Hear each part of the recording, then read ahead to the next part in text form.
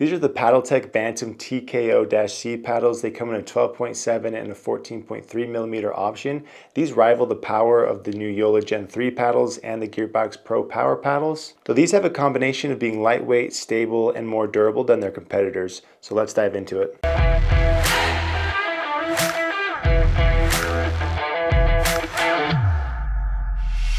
Hey, this is Braden with Pickleball Effect. Today we're taking a closer look at the Bantam TKO-Cs by Paddletek. These paddles were made in conjunction with their recently signed pro, Christian Alshon. These are very powerful paddles, very similar to what we're seeing from paddles like the Gearbox Pro Power series and the Yola Gen 3s. Not quite as powerful, but very close. We'd definitely call these big power paddles. But what's interesting about these is I'm not exactly sure how they're achieving that power. These paddles are not built using the most recent advancements in paddle technology like thermoforming, foam injection around the perimeter, and then most recently foam being utilized in the core somehow.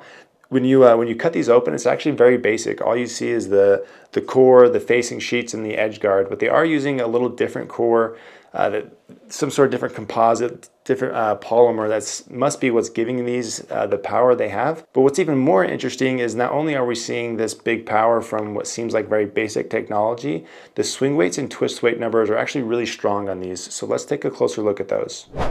So the 14.3 and the 12.7 both have an average weight of 7.9 ounces. Anything under 8 ounces is going to be considered lighter. You don't see that too often, and both of these are on the lighter end.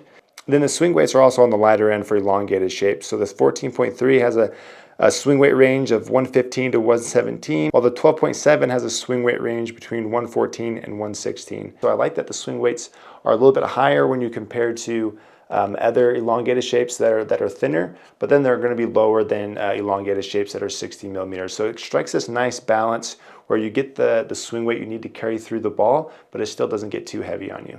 Now let's look at the twist weight numbers. So the 14.3 has a twist weight range of 6.4 to 6.5, while the 12.7 has a twist weight range of 6.6 to 6.8.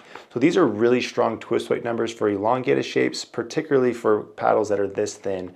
I really don't know what they did to achieve this strong of a twist weight number. I would have expected these to be 6 or even lower than 6, which isn't a great number. 6.3 is kind of the average across all paddles. So these are really strong twist weight numbers, and when you play with them, they do play forgivingly, though not quite as forgiving as the twist weight suggests, though they're definitely more forgiving when you compare them to other paddles that are the same thickness as these and are also elongated. So that was a big bonus to these. And in addition to the strong numbers, you have to talk about durability. So because the technology is so simple with these, the durability is actually better. They're just gluing 2 face sheets to a core, throwing the edge guard on. There's just less things that can go wrong. It's a very simple process, and therefore the core, everything's going to be a little more durable. It's not going to break down as easy on you. Whereas when you contrast that with the other high power paddles we're seeing out there, like the Gearbox Pro Powers, the Bantam Pro Onis, and the Yola Gen 3s, they're all using the latest, greatest in technology with like thermoforming and incorporating foam into the cores. While those paddles do have more technology incorporated into the paddle, they're also more susceptible to breaking down and just losing their integrity quicker because of the way they're built. And that makes these paddles more attractive that way, because you can't expect these to last longer and the core's not core crushing on you, the face desponding or anything like that. There's just going to be less issues that way. And I think the combination of the big power and the increased durability is part of the reason why I think these might be pretty popular. Lastly, I'll call out that these are the TKO-C models. Paddletek also offers a CX model, which is a longer handled version of these. These are 5.3. The CX models are 5.75. So for this review, I'm going to focus on the TKO-Cs because I spent the most time with these, but I do have a section at the end of this review that speaks to the differences between these and the CX models, so that you can pick the right model that makes the most sense for you. So these and the CX models both retail for $230, but if you use my discount code 10effect, it brings it down to about $207. I'll put links in the description if you want to purchase one. Use those links and my discount code if you want to support my channel. So there you go. This is the Bantam TKO-C paddles. Let's go put them on the court and see how they play. After drilling and playing with the paddles for 2 weeks, here are my thoughts on their performance. Like I mentioned in the paddle description section, the power and pop level of both thicknesses are big and just below the measurements I'm getting from Gen 3 type paddles that use foam in the core like the Yola Gen 3s and the Gearbox Pro Power paddles. While some paddles have high pop and low power or vice versa, these paddles measure high in both areas, though the 12.7 is poppier than the 14.3 by a noticeable amount. Counters and finishing points at the net were so easy when you hit one square. Then when you combine the lighter static weight and manageable swing weights with the big pop of these, they were serious weapons at the net. I noticed that the bounce off the face of these paddles was more consistent than the Yola Gen 3 and Gearbox Pro Power paddles, which made them more predictable and enabled me to swing a little bigger and with more confidence because I knew what I was going to get, versus sometimes with the foam style paddles, a couple balls throughout each game would randomly catch some extra steam and would float long, high, or wide when attacking. In my review of the Yola Gen 3 paddles, I described their power as being exponential, meaning that if you swing with 2 times the power, then you get 3 times the power in return. This definitely comes in handy sometimes, but it can also make it trickier to control. These Bantam paddles offered power that was more linear. If you put 2 times the effort into the swing, then you got 2 times the power in return. I personally prefer this type of power because it's easier to adjust and to learn. This consistent bounce off the face also helped on the control side of things. I picked up my soft game a little bit quicker with these paddles than I did with the Yolas and the Gearbox Pro Powers. This also might be partly due to the fact that I've been playing with a lot of power type paddles lately, so I'm getting more adjusted to them in general. However, I do think the consistent bounce of these played a role in that. The paddles are still poppy though, so it takes more skill to slow the ball down, but as far as bigger power paddles go, I thought that these were stronger in that area.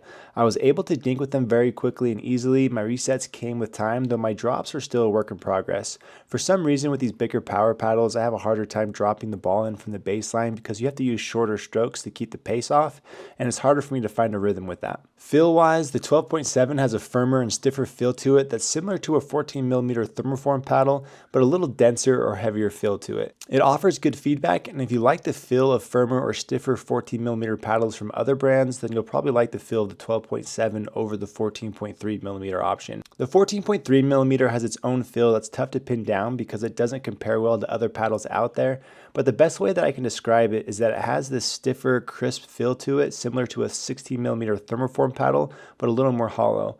The 14.3 certainly feels softer in comparison to the 12.7, and over time it started to feel plush to me, though the 12.7 always kept that same firmer feel even over time. Both paddles played forgivingly for how thin they are and are more forgiving compared to paddles from other brands that are the same or similar thickness.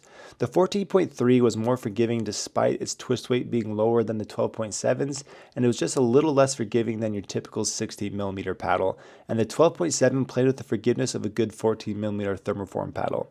Spin-wise, my measurements were coming in the lower 1900 RPMs, which is a good result, though they didn't top my charts. I thought they offered plenty of spin, and I never felt like I was wanting more. I didn't mention this in my paddle description section, but these use raw carbon fiber surfaces, which for some reason Paddletek has just now decided to start using across their entire lineup, and I'm very glad they did. The spin on these is much better than past generation Paddletek paddles. Now I want to spend a moment comparing these to the TKO-CX models, which are the same paddles as these but with a longer 5.7-inch handle. The paddles play extremely similar, and everything I said above applies to these as well, other than that the CX models are a bit more head heavy and hit just a little harder. I'll finish here with my recommendation. As far as big power paddles go, I see myself recommending these more often than the Yola Gen 3s and the Gearbox Pro Power paddles. I think that the added durability and more consistent bounce these offer in comparison to others makes them more attractive and approachable for a wider range of players. Plus, I like the lightweight and good forgiveness combo. Both models have a place, and I think a good way to determine which model is best for you can be based on what you're currently playing with and like. If you like or are currently using a 14mm paddle from a different brand, then you'd probably prefer the 12.7mm option more, and if you're using a 16mm paddle, then you'd probably like the 14.3mm option more. So there you go. Thanks for watching, and I hope that helped. I've also included a link to my written review in the description if you'd like to check that out as well.